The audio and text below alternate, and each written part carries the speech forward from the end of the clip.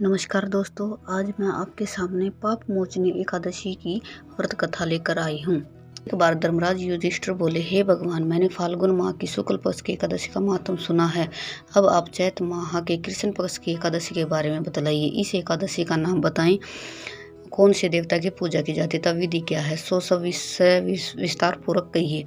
श्री कृष्ण भगवान बोले, हे राजन, चैत माह के कृष्ण पक्ष की एकादशी का नाम पाप मोचनी एकादशी है। इसके व्रत के प्रभाव से मनुष्यों के अनेक पाप नष्ट हो जाते हैं और इसकी कथा इस प्रकार है।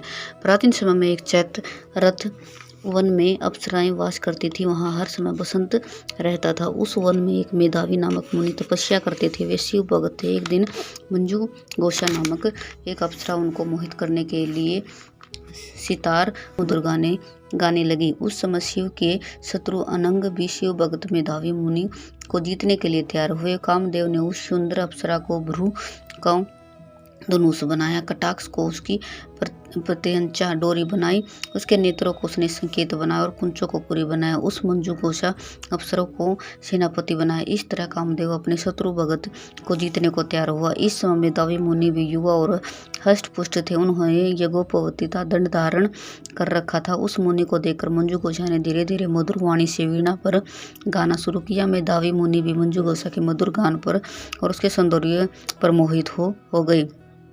वह अप्सरा उस मुनि को कामदेव से पीड़ित जानकर आलिंगन करने लगी। वह मुनि उसके सौंदर्य पर मोहित होकर शिव रहस्य को भूल गई और काम के वशीभूत होने के कारण उन्हें दिन रात्रि कुछ भी ध्यान न रहा। एक दिन मंजू गोसा उस मुनि से बोली, हे मुनि, अब मुझे बहुत समय हो गया है, स्वर्ग जाने की आज्ञा दीजिए। उस अप्सरा के ऐसे वचनों को सुनकर मुनि बोले, हे सुंदरी, तू तो आज इस संध्या को आई है, अभी प्रातः काल तो ठहरो। मुनि के वचनों को सुनकर वह उनके साथ रमन करने लगे और बहुत समय बीत गया। फिर उसने मुनि से कहा, हे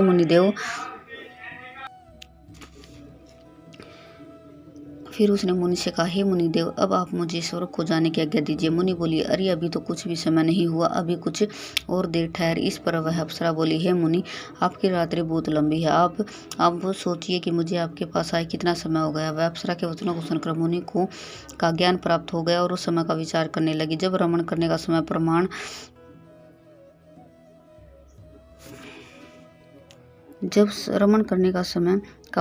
57 साल 5 माह और 3 दिन ज्ञात हुआ तो उस अप्सरा को काल का रूप समझने लगे। वह महान क्रोधित हुए और तब नाश करने वाले अप्सरा की तरफ देखने लगे। उनके अंदर कांपने लगे, इंद्रियां व्याकुल होने लगी। वह मुनि उस अप्सरा से बोले, हे दुष्ट, मेरे तप को नष्ट करने वाली, तू अब मेरे श्राप से पिशाचिनी हो जा। तू महान पापिनी और दुराचरणी है, तुझे धिक्कार है। उस मुनि के श्राप से वह पिशाचिनी हो गई और वह बोली, हे मुनि, अब क्रोध पर त्याग कर प्रसन्न हो जाओ और इस शाप का निवारण करो। तब मुनि को कुछ शांति मिली और पिशाचिनी से बोले, हे दुष्ट, मैं शाप से छूटने का उपाय बताता हूँ। चैत माह के कृष्ण पक्ष की जो एकादशी है उसका नाम पाप मोचनी एकादशी है। उस एकादशी का व्रत करने से तेरी पिशाचिनी की देह छूट जाएगी।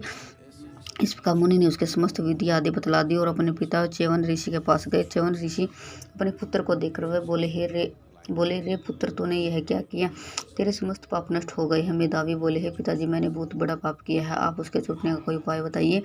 च्यवन ऋषि बोले, हे तात, तुम चैत माह के कृष्ण पक्ष को पाप मोचनी नाम की एकादशी का विधि पूर्वक और भक्ति पूर्वक व्रत करो। वचनों को सुनकर मेधावी ऋषि ने पाप मोचनी एकादशी के विधि पूर्वक उपवास किया। उसके प्रभाव से उनके समस्त पाप नष्ट हो गए। मंजू गोसा पर अप्सरा की पाप मोचनी एकादशी का व्रत करने से पिशाचिनी की देह छूट गई और सुंदर रूप धारण करके सर्वलोक को चली गई। लोमश बोले, हे राजन, इस पाप मोचनी एकादशी के प्रभाव से सब पाप नष्ट हो जाते हैं। इस एकादशी की कथा के श्रवण पर अपने पर 1000 गोदाने का फल मिलता है। इस व्रत के करने से ब्रह्म हत्या करने वाले, गमन करने वाले आदि के पाप नष्ट हो जाते हैं और अंत में स्वर्ग को जाते हैं। ओम नमो भगवते वासुदेवाय नमः।